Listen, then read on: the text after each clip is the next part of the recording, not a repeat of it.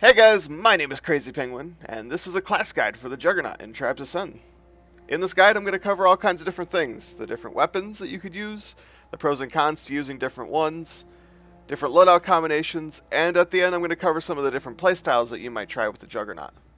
So, what is the Juggernaut? Juggernaut is one of the default classes that you start with. You don't have to buy him or anything. He's slow, he has really high health, and he's an artillery class. He shoots kind of ballistic type weapons with a lot of drop off and high damage. He should be your go-to long distance base disruption. So let's get it started. First off, we have the fusion mortar, and when you first load up this class, this baby's going to be in your hands and it's going to take you a second to figure out how it works. It shoots a projectile, it takes a long time to get to its target, and it shoots in an arc. Once it finally makes its way over to where you're shooting, it's going to do 1300 damage up close and as little as 650, and has a pretty large radius. With this weapon you'll be able to do some pretty massive damage, mostly to stationary targets, until you get better with it, and then you'll start getting some really satisfying kills. The second primary is the MIRV or MIRV launcher, and it's almost identical in every way to the fusion mortar except for one key difference. This thing shoots the same, it has the same trajectory, has the same upgrades, it might have a little bit less ammo, but the key difference being that it separates into 4 clusters at a distance. Before it explodes, it separates and it allows for a wider area of effect to be hit. You might do a little bit more or a little bit less damage based on the randomness of the clusters, but it allows you to clear out wider flag stands such as Dry Dock a lot more effectively. Overall, it's a side grade mostly. It all depends on the map and playstyle you're trying to achieve. And onto the first secondary weapon, which is the Spin Fuser MKD. It's a little bit less potent than the Brute's heavy Spin Fuser, but definitely better than the light Spin Fuser that the Pathfinder has, doing about 840 damage. While this gun is great for close quarters combat, I like using it a lot more for its utility, allowing you to do Spin Fuser jumps, as well as taking out radars and turrets a lot more effectively until you get used to using your mortars. So then the second option would be the X1 LMG, and this is a really great gun, especially when you are in those close quarters scenarios or when you need that extra upper hand when dueling, especially against raiders and pathfinders who are trying to disrupt you from shelling the enemy flag stand. I would suggest that you use the Spin Fuser until you get used to using automatic weapons, and then only use the LMG when you're in an open field or you're in those scenarios where you think you're going to be dueling a lot of people. So now we have the 2 belt items, the first of which is the Heavy AP Grenade, standing for Anti-Personnel. It does a lot of damage to a person, I think 1500 actually, and very little to anything else.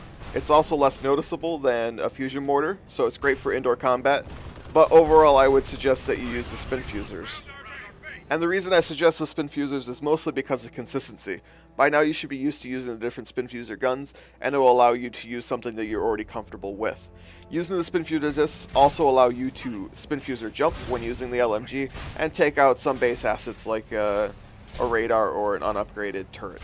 Overall, they're a great asset, and if you use Safety Third and fully upgrade them, you can have up to 4 at a time, which is great for when you're dueling. And the only equipment option that you have is the Health Regen Pack, which simply allows you to regen your health sooner, allowing you to retreat and return quicker, and perhaps survive a little bit better.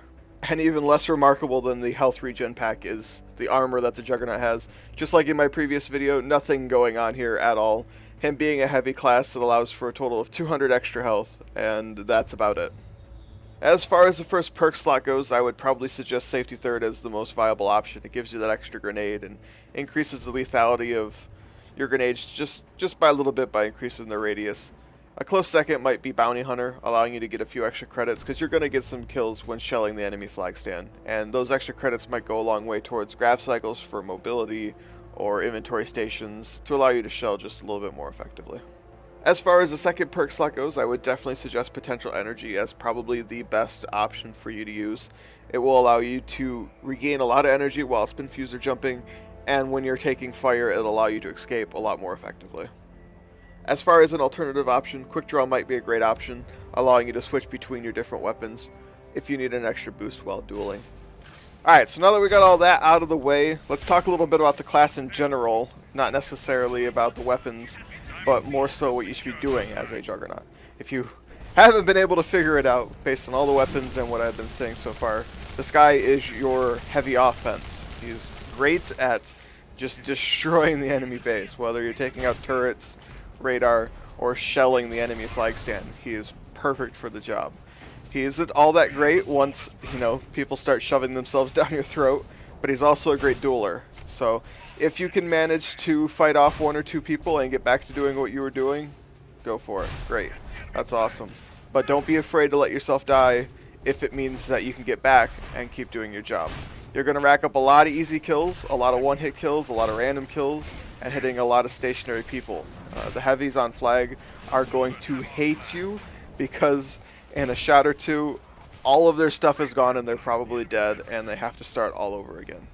One very, very key thing as a Juggernaut is you need to be able to communicate, whether it's through the VGS commands, or if you're speaking on Ventrilo, Mumble, TeamSpeak, Skype.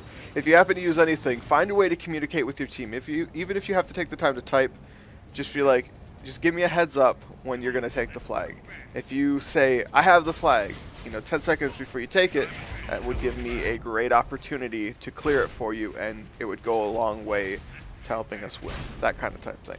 It's kind of difficult when you're playing in pubs. Just know that, if you're paying attention and you can see one of your teammates, running around the map, you can have a pretty good idea about when it needs to be cleared. You don't want to sit there and just shell endlessly, because eventually they're going to hunt you down and remove you, and then you're not going to be there when you need to be there. It's an interesting style of gameplay, but it's also really rewarding, a lot of fun, and really, really necessary. If you're doing your job right, then you'll be pulling some of the enemies in your direction, and it will allow you to make them useless for their team. If you can pull 2 people to the corner of the map before they finally whittle you down, or if you can, take out some base assets all the while being shot at, good job playing the Juggernaut. Anyway, guys, that does it for this guide. If there's anything I missed, be sure to let me know down in the comments below. And if you have any suggestions, once again, down in the comments below.